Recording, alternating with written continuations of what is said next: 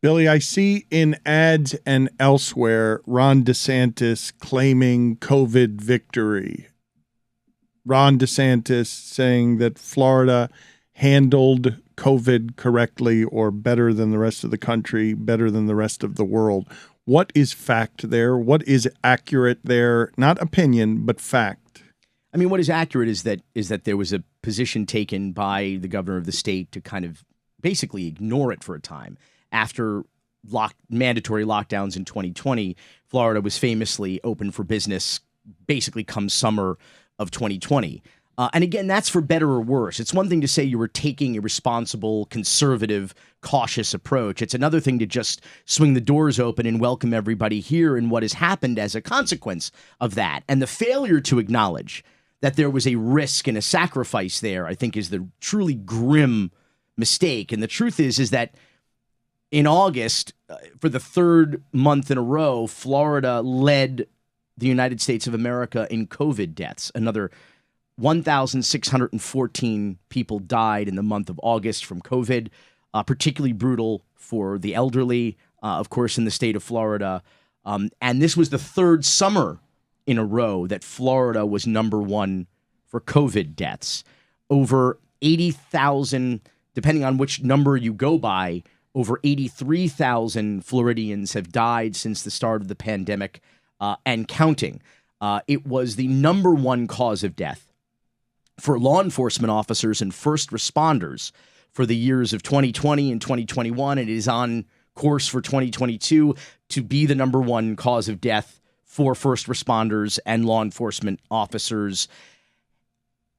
And not only was it the number one cause of death, but it was the number one cause of death. It killed more police officers than all other causes of death combined. That is gunfire, that is cancer, that is automobile accidents or traffic fatalities, which are usually at the top of that list. And more frighteningly, from calendar year 2020 to 2021, there was a 65% increase in COVID deaths amongst law enforcement officers. We're talking about hundreds and hundreds of officers. That figure is fortunately down this year, but COVID remains the number one cause of death. So if Blue Lives Matter and you are truly concerned about people on the front line who are forced to go to work through a pandemic, as law enforcement officers and first responders were, you have to care about COVID. And unfortunately, it is still a thing, and it is still killing nearly 2,000 Floridians per month.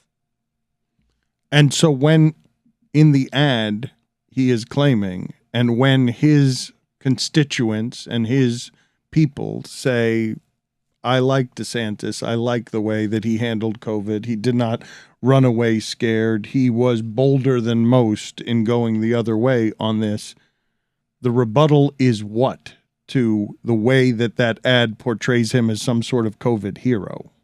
Is it 83,000 Floridians and counting have died? I think that needs to be said. I think that needs to be acknowledged, that there was an extraordinary risk and an extraordinary loss of life. At the Officers Down memorial page, the executive director has said that COVID will, by the end of the pandemic, will far surpass 9/11 as the single deadliest cause of death in the history of law enforcement and first responders.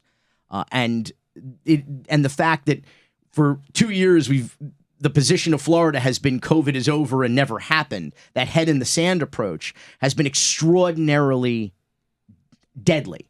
And if you're going to take those kinds of risks, you should kind of be forthcoming about it, and you should tell people, but this is what you can do to be responsible about it and to preserve life. And people have come back with, well, that death rate is only 0.0 whatever percent of, and it's like, well, what about every single one of those people had families, had loved ones who are now dealing with a tragic loss? And so you take 83,000 dead people and you talk about the lives that has impacted of that loss, and to just ignore that, I think, is extraordinarily cold-hearted. I think it's not what government should do. I think government, in no small part, is supposed to protect us, be it from be it from risks foreign and domestic. And I think that when you look at the number of deaths and where Florida ranks, I think you can safely say that this has not been a success.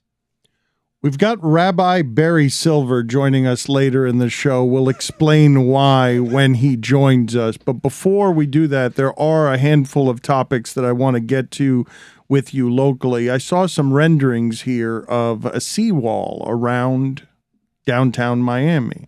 Climate change is something that feels apocalyptic right now. People on our show are probably tired of hearing me talk about it because I can sound hopeless and helpless, and nobody's got any real answers on what they can do individually to fix that hopelessness and that helplessness. But Miami is in particular danger. We have had so far a hurricane season that hasn't been horrific, but I am afraid of the impact of the next one that comes, especially if it does so during king tide, when we will get enormous flooding and destruction. And I think Miami can feel a good deal like New Orleans does if the wrong kind of storm hits.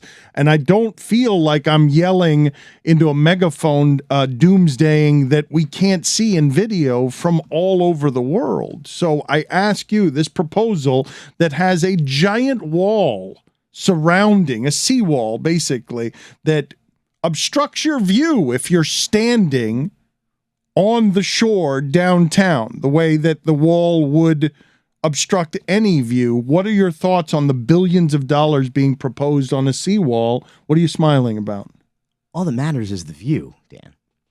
I mean, if you're buying a condo in Brickell in downtown Miami, you want the bay view. That's what you're buying. Fortunately, the condos go a little higher. The seawall is, what, about 20 feet high. I cannot believe the number of cranes in our downtown. I shouldn't be surprised given that we're the most expensive housing market, but we don't have room to put many more things, Billy. Hey, forget the room. What about the resources? Every single one of those buildings with hundreds and hundreds of new residents, conceivably, potentially, they all need sewer.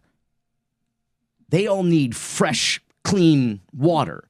We don't have those things, and we don't have enough of those things, and our infrastructure is not such that we can sustain that number of new arrivals. It is absolutely unsustainable. This is a place that for most of its history was uninhabitable. Everybody should read Michael Grunwald's book, The Swamp, about the Everglades and taming the swamp. Really, the Army Corps of Engineers, who are also the lead characters in this story in the Herald about the seawall. Because it's the Army Corps of Engineers' fault that that any of us are here.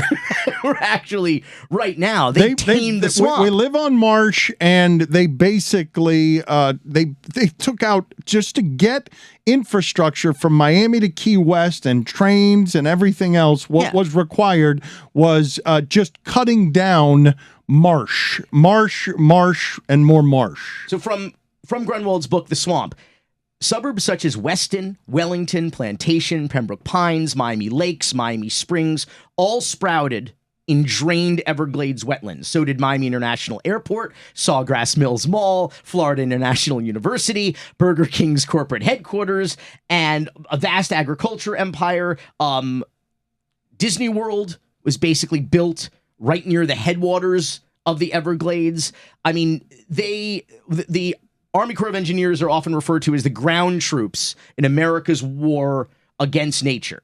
And they finally conquered the Everglades post-war. And now they're basically back to save us from ourselves and save us from them. And they're probably the only ones who can save us. This is not a diss of the Army Corps of Engineers. They achieved something absolutely futuristic with what they accomplished here in Florida. And we're hoping they can do it again to save Florida. And the complaint is it's a big, ugly gray wall. That's the complaint. I was looking at it, and as I looked at it, it seemed to me like something out of an apocalypse movie. Yeah. To put a wall that size in front of what are beautiful views and the reason that real estate exists downtown. You should get Lebo out there to paint it. You got to tag it. It's got to Winwood it up. It's so giant. It's such a giant gray wall. But what's going to happen there? What do you, when you read the details on this proposal, What's most fascinating to you about it? Because you're talking about billions of dollars, and you really are talking about saving this area of land. What's fascinating is that the Army Corps of Engineers is here and saying, listen, we're going to spend billions and billions of dollars, the federal government is, to try to save some of the most valuable, expensive, and vulnerable real estate in the entire world on the waterfront of South Florida. And Miami's like, no gracias, no thank you, because like it's super ugly. Like who wants that? Like, pero like who wants that without big ugly wall? Like right in front of my park, I go jogging out there, and pero I gotta look at a big ugly. My dog's gonna take a shit in a park and look at a big ugly gray wall. By the way, they're right. The wall is absolutely ugly, and the Army Corps of Engineers should have said, well, we're coming to one of the most superficial and selfish communities in the entire country. That's why they call it Miami, not our Amy. It's my fucking Amy. So they should have thought that, like, yeah, we're going to need to hire some artists to maybe jazz this up a little bit to make it a little bit more Miami. They're absolutely right about that. And what's funny about it is that Mayor Danielle Levine Cava has a very funny comment, because the Army Corps of Engineers basically took this feedback and went away and then came back and said, listen, we're gonna spend another $8 million on top of the $3 or $4 million the feds have already spent to do more research, to do more studying about how we can make this more aesthetically pleasing,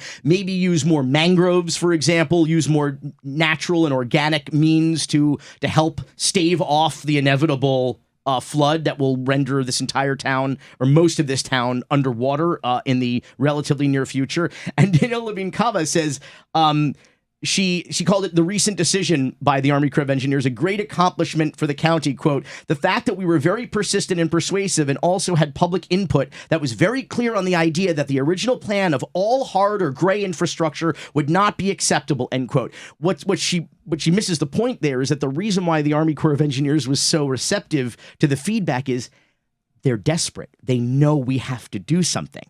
They're basically like, they could just say, okay, guys, bye, go pound sand. Or in this case, there won't be sand, pound water, But they basically said, okay, we need to save these people from themselves. So yes, we'll take your feedback. It was an ugly wall, and we'll do our best we'll spend millions more dollars before we spend $1 on infrastructure to actually help stave off this inevitable flood. We'll spend $8 million more of taxpayer federal dollars to figure out what to do to make you people happy about this. And I just think it's funny that, like, the lack of self-awareness that, like, oh, we were so persistent and persuasive. The Army Corps of Engineers is like, oh, God, these idiots. Like, we have to do something, so we just have to go along with what they want us to do, because otherwise they're all going to drown. So I thought that's why I couldn't help but laugh. It's the lack of self-awareness that I find somewhat amusing. But we won't find it amusing when we're all wearing, like, swimmies and on, like, flamingo floaties trying to escape the flood here. We just celebrated.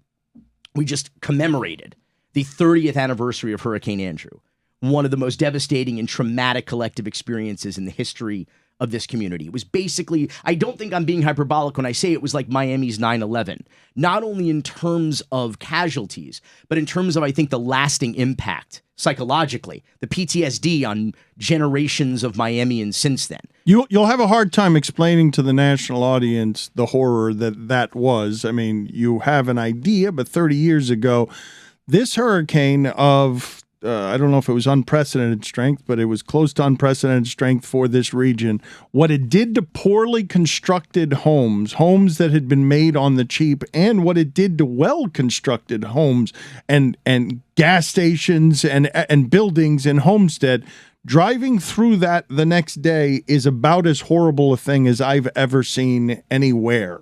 It's like a post-war, just a bombed-out community for miles and miles as far as the eye can see. They also predicted that the hurricane was going to hit landfall in northeast Miami-Dade, or North Dade, and South Broward. And so what a lot of people did from those areas was flee to the southwest, to friends and family further inland. And what happened, of course, is this Category 5 storm took a turn to the southwest and wound up hitting in these neighborhoods where they were not necessarily expecting it, where a lot of new home construction had occurred as the urban development line shifted west into the swamp, into the Everglades.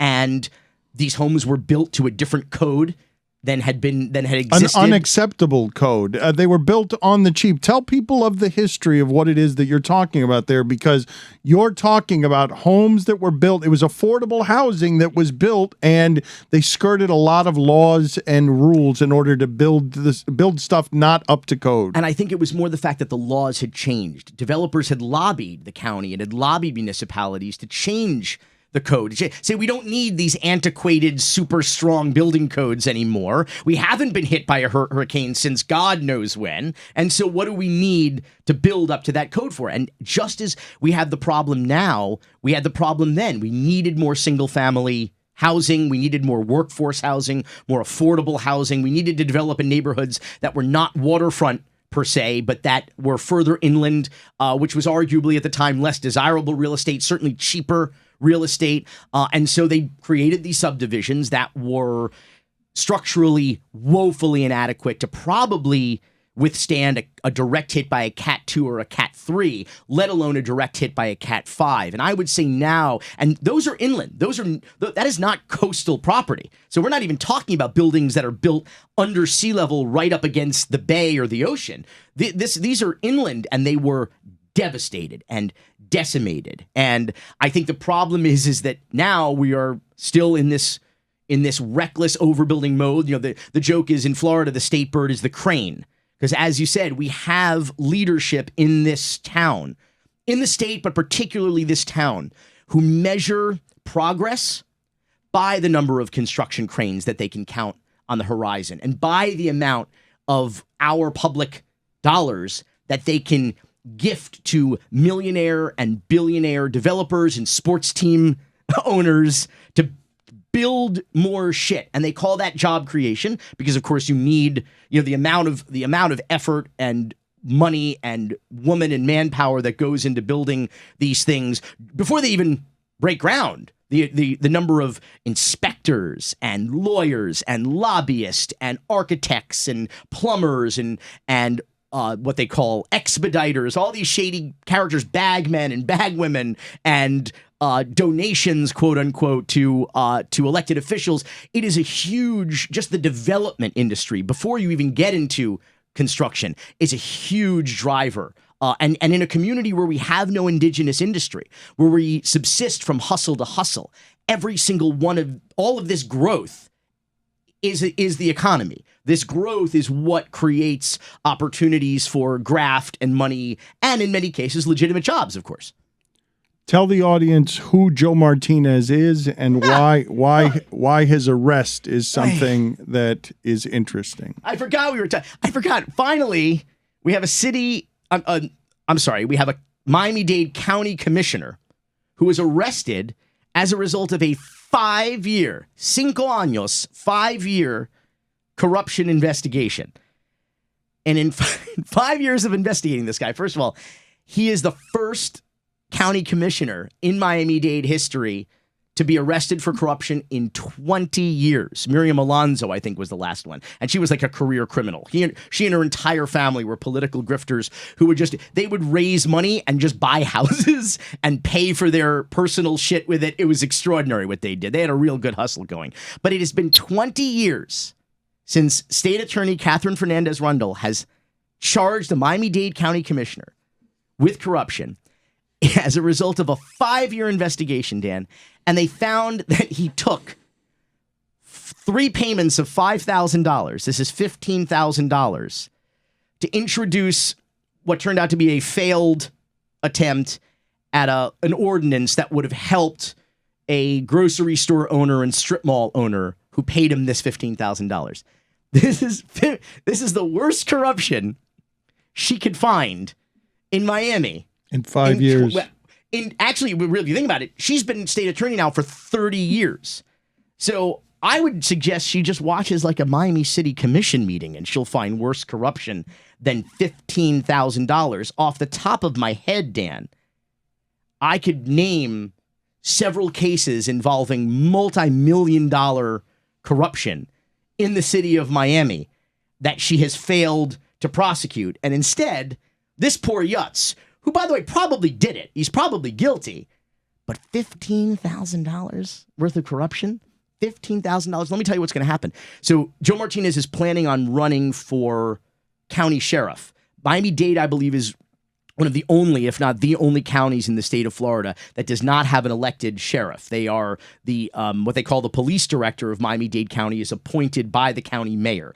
And as a result of a state constitutional amendment referendum a couple years ago, Miami-Dade County has now been compelled come 2024 to elect a sheriff. And Joe Martinez he's a retired cop. He was an extra on Miami Vice back in the day. He also helped champion, when Michael Cohen called him, he helped champion Donald Trump buying like 800 acres of public land for like $1 a year in order to build a movie studio. I'm doing air quotes, a movie studio.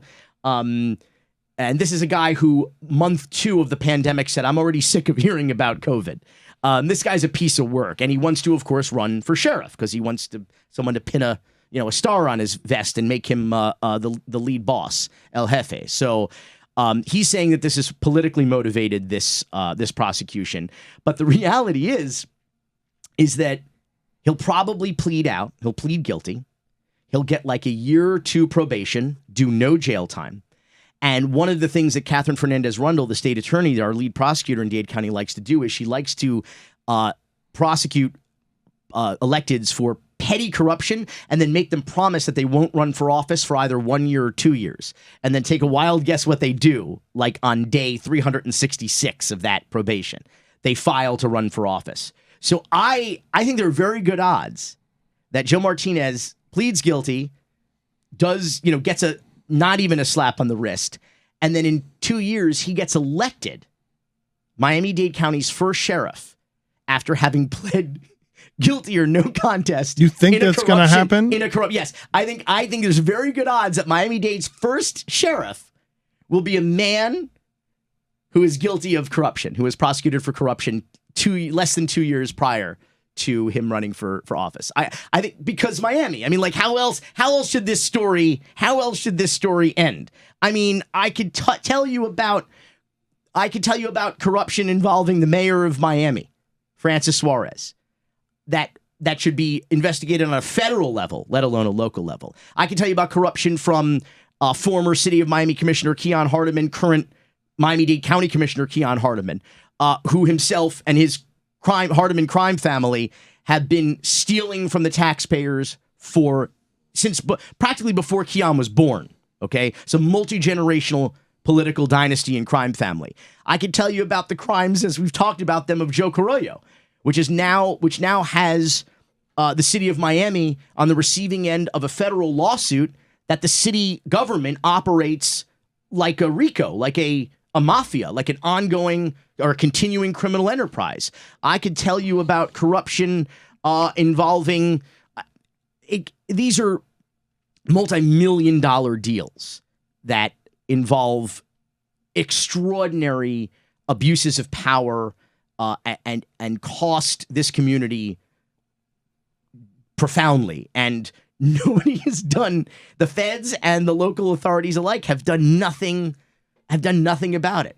Next week, I'll talk about some of those. Al Crespo would like if I talked about some of those stories because he covered them in his blog for years. Al Crespo, tell us why it is that his passing should matter to the audience. Al Crespo was a Cuban-born bank robber. That's the best way to say it. He was born in Cuba, the grandson of Pablo Crespo Perez, a Cuban revolutionary, a hero from the Spanish-American War. He is the last of the 2 direct descendants of one of the earliest families to settle Key West in 1816 and 17. He went on to spend over 20 years in federal and state prison for a variety of crimes, not the least of which was armed bank robbery. He's a bank robber. And after he returned to Miami, became a journalist, a filmmaker, a news photographer, and for the last 12 years of his life, he was our greatest gadfly. He ran a blog called the Crespogram, which is still up, and he wrote extraordinary stories of malfeasance in the city of Miami government. He was a crusader for public records. He would put in public records requests all the time, and he would hoist the government up on their own petard, and he would use their own records and their own words to hang them. And he would sue when necessary. He would take action at the ethics committee against corrupt city officials when necessary. On rare occasions, he would show up to city commission meetings during public comment and put on an extraordinary show filled with facts and wit. Mr. Crespo. Well, it's me again. This morning, while I was watching you all on TV around 11:30, and the chairman said, well, it's time to go to lunch. We'll have 2 o'clock callback, and I heard my pal, Commissioner Joe, said, can we make it 2:30 because I got a lot of things going on. Well, here it is 20 after 4, and my pal Joe is not here, which leads me to believe that he's still giving them lie detector tests to his staff to try to find out who's been snitching about the things going on in his office. So, Joe, wherever you're at, I miss you. You should be sitting right here. Now, to the lady who said impact fees trickle down, not in this city. A lot of things trickle down in Miami, but impact fees are not one of them. You know, there's no sense in my talking about don't do this or don't do that or do this or do that. Because, you know, at the end of the day today, folks, you're going to get screwed. They're going to pass this.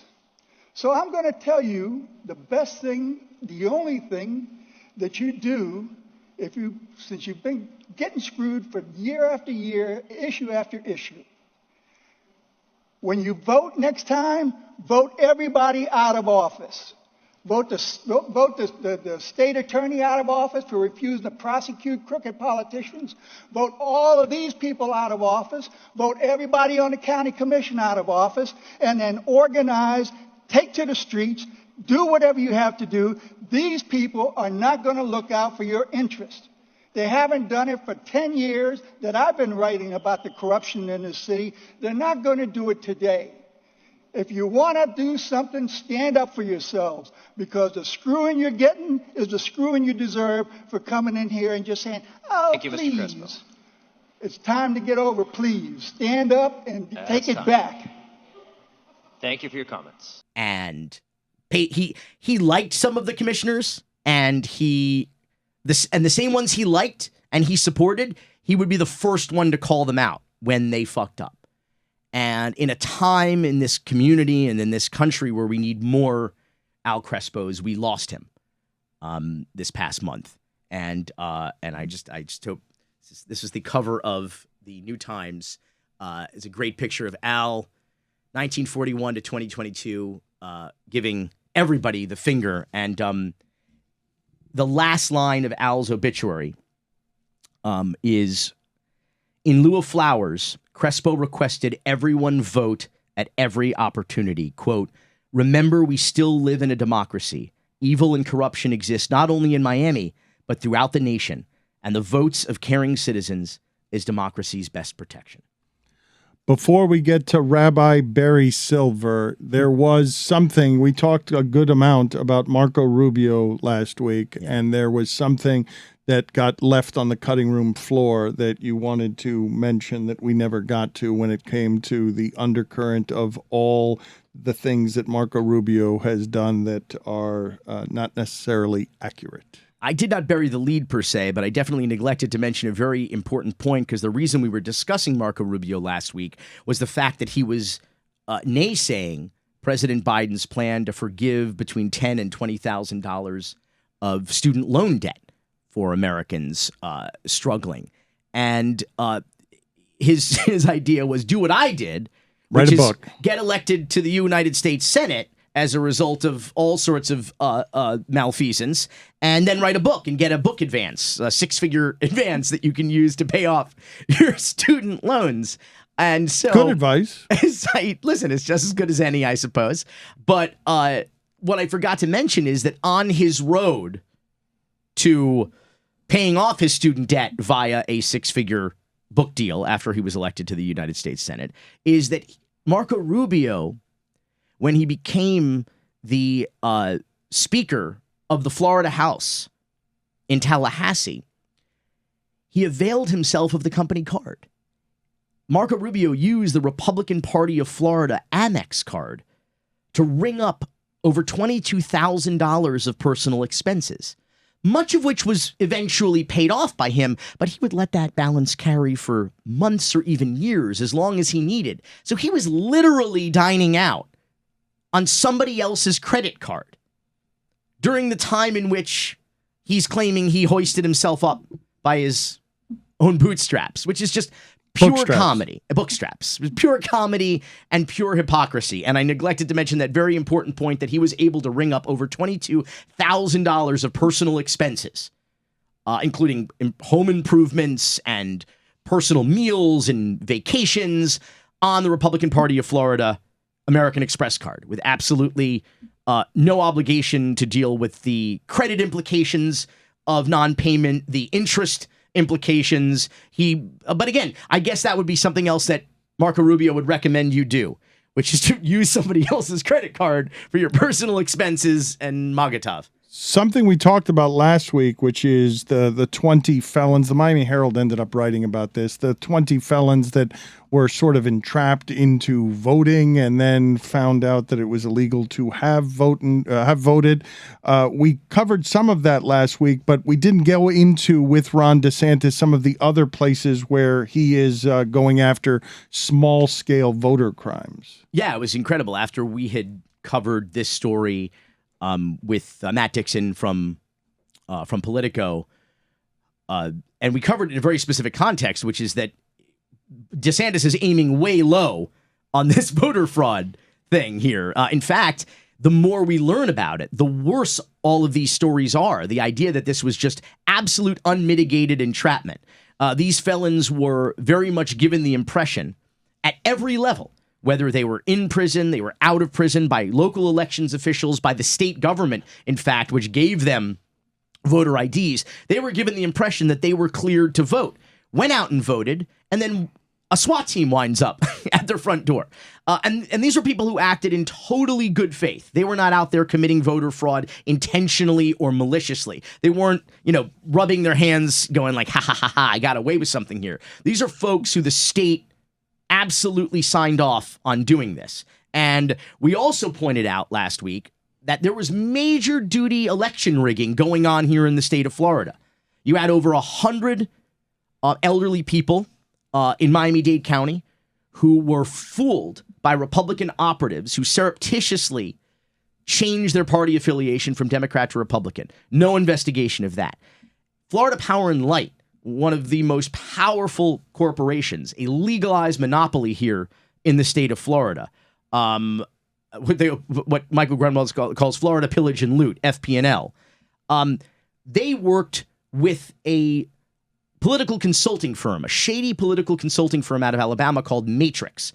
And what Matrix did was created dozens of shell charities and organizations and secretly funneled money, arguably illegally funneled money, secretly into various organizations.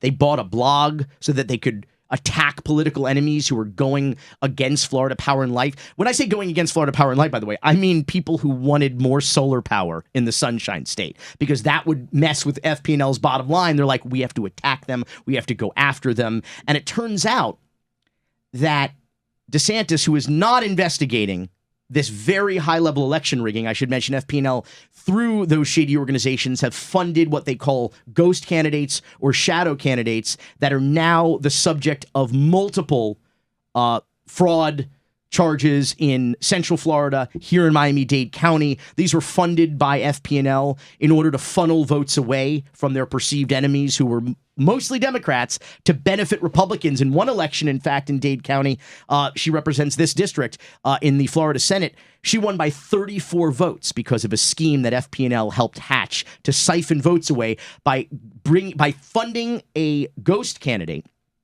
who had the same last name, Rodriguez, as the Democratic candidate running, Jose Javier Rodriguez. And as a result, the Republican, they siphoned thousands of votes away by fooling voters with this fake candidate, basically, paying off the candidate to run, no less. He is now under arrest and pled guilty to 2 felonies. And there is now a former Republican state senator who was also under arrest in Miami-Dade County for his involvement in this scheme. But it was financed by FP&L. And why hasn't DeSantis and his elections police done anything about it? Well, it turns out that DeSantis, in 2018, according to the Miami Herald, got $25,000 from a nonprofit secretly funded by FP&L. So this... The wheels are greased and the wheels are turning. And while they're really aiming low at felons who are parents, who have paid their debt to society, many of whom have been out of prison for upwards of 10, 15 years, living productive lives and taking care of their families, are suddenly back in jail again, facing multiple felonies for what was not only their own mistake, but a screw up on the part of the state itself. And I'm glad that the Miami Herald is continuing to cover this story that you first heard about here on Because Miami. You have mentioned that. You were taking a victory lap before you came in here today, talking about the Miami Herald doing stuff 10 days after you've done it. Any Miami coin updates? Mierda coin. I got bad news for you, Dan. I know you're heavily vested. Yes, put in a lot of money in Miami coin. Does not bode well for your future, but Miami coin is down 99.2% from its all-time high last September. It's down to 0.0005122. And it's now, like, it was a death spiral before, and now it's kind of like slowly bleeding out. I mean, it's ticking down and down and down in such a way that it's just kind of like just slowly getting to 100% down from its all-time high. And it's amazing that the SEC has not swarmed City Hall with a SWAT team by now and taken Mayor Ponzi Postalita into custody. No, they're busy sending the SWAT team over to get the formerly incarcerated voters, apparently. Why are we using a SWAT team for that? Why? Because Florida? Rabbi Barry Silver is next. Making a difference, Dan. We're joined now by the man that Billy Corben describes as his favorite rabbi, Rabbi Barry Silver. You did describe him that way. Also, at this point in my life, the only rabbi I know.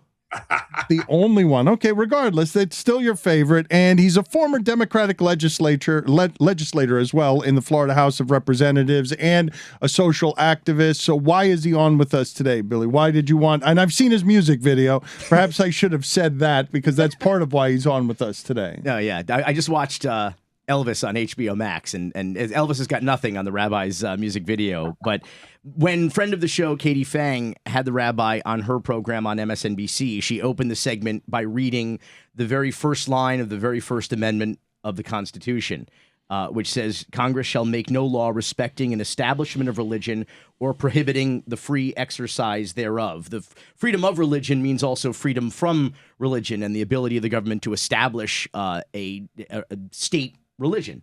And so the rabbi and his congregation in Palm Beach is suing the state of Florida for effectively criminalizing the practice of Judaism by way of their, I would say, ever more onerous abortion bans, which I think will get even worse after the November election that no one really wants to talk about. In fact, there are Republicans now that are completely whitewashing and deleting their campaign websites from the primary of their anti-abortion stance, of their outright belief in the national abortion ban. And the rabbi is suing, and I'd just like to find out exactly what the philosophy is here, why he's suing, what the position is. And obviously it's a violation. The position is a violation of the First Amendment rights, but how, Rabbi?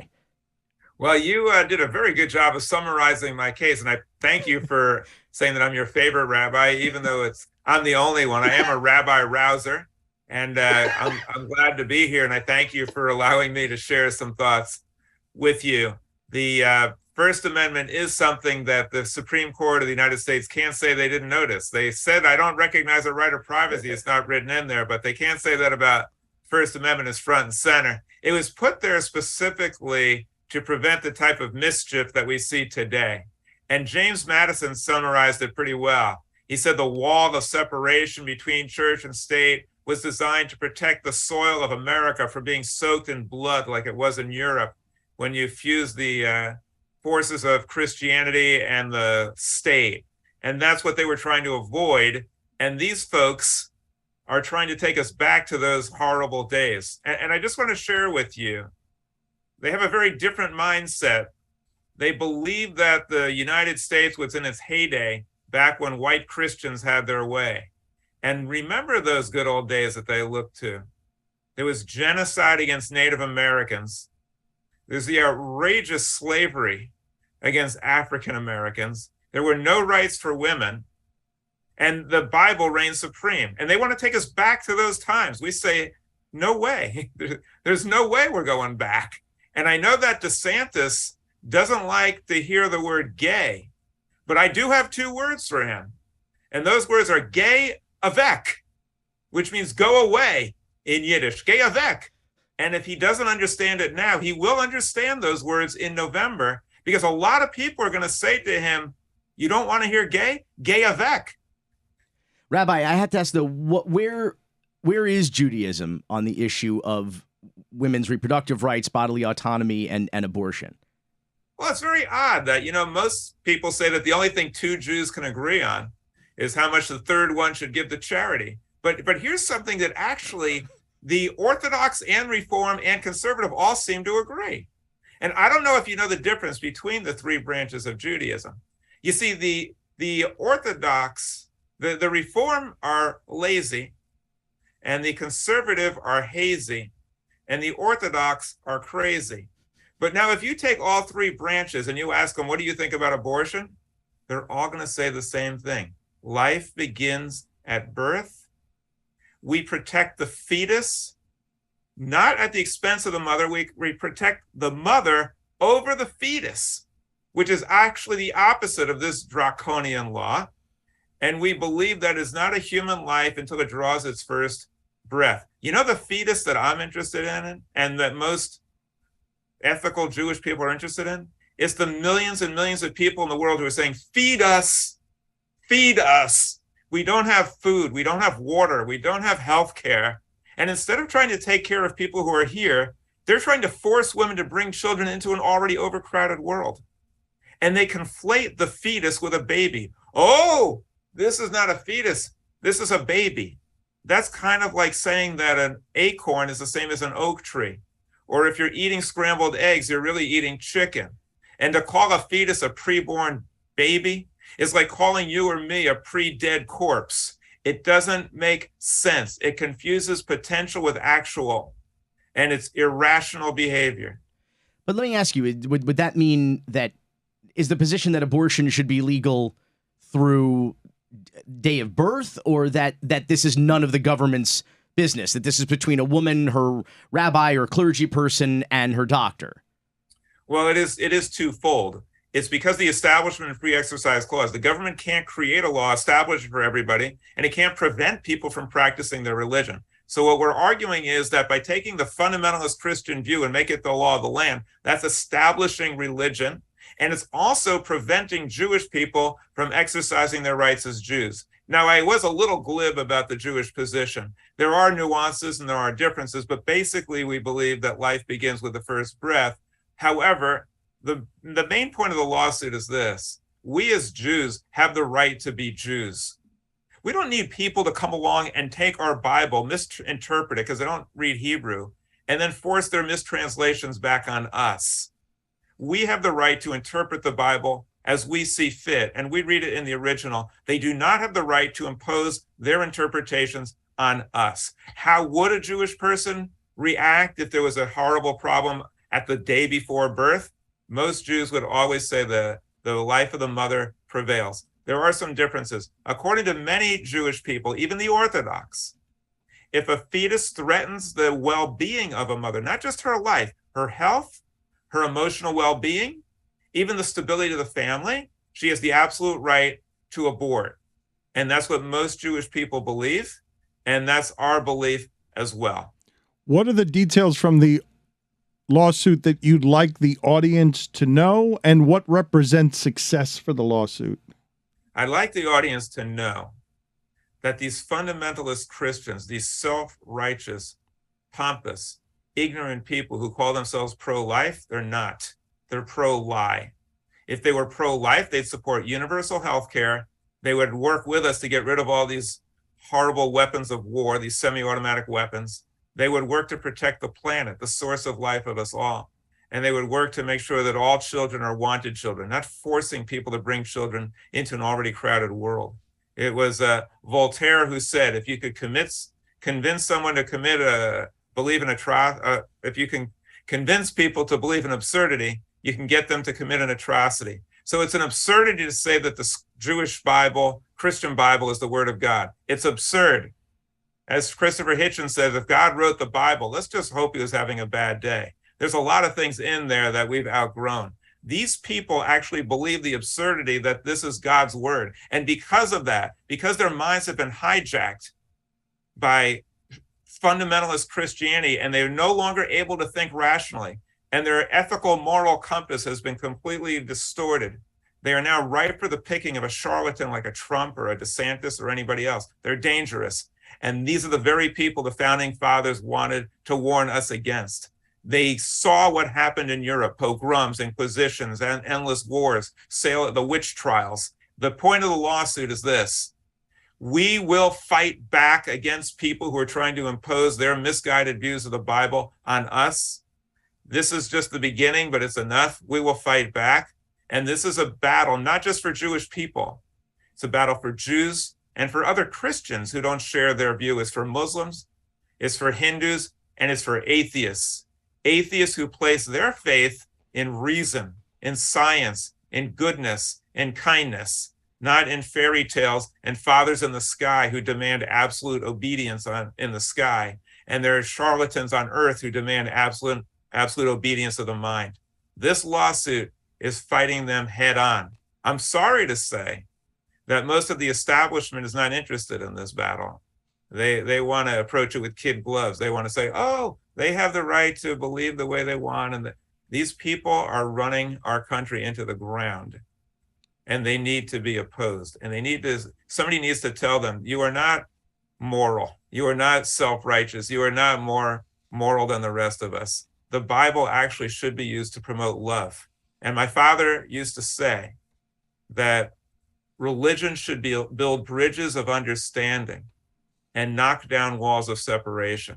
They want to create a wall between them, who they think go God's way, and everybody else who they think are so immoral and so diabolical that they don't have the right to make these moral decisions for their own. We do, and we will fight back. What represents success for the lawsuit? Success would be an injunction declaring HB 5 unenforceable, unconstitutional, and of no legal effect. We want the law thrown out. Rabbi, thank you for making the time for us. We do appreciate it. It's an honor to be on your show. You guys are doing a great work, and thank you very much for allowing me to share a few minutes. Shabbat shalom. Shabbat shalom. Live long and prosper. I know you've been wanting to talk for a couple of weeks now about the music in your Cocaine Cowboys documentary, the music by Pitbull, correct? It's up for an award. Do I have this wrong? No, unfortunately, Pitbull did not get a nomination, though he certainly deserves one. But it got a nomination for, I think, Best Original Score. And it's up against Lin-Manuel Miranda and Encanto, which I don't think that gives us much of a chance. But the Amahin Awards it's a foundation that looks dedicated to honoring the positive portrayal and creative excellence of Latinos, Latinas, and Hispanics, and Carlos Jose Alvarez, who is our composer, who wrote about, holy shit, like over 5 hours of music for this 6-part documentary, and did just an absolutely spectacular job, and it is well earned and well deserved. And my tip of the hat to him. To celebrate Hispanic music representation, positive portrayals.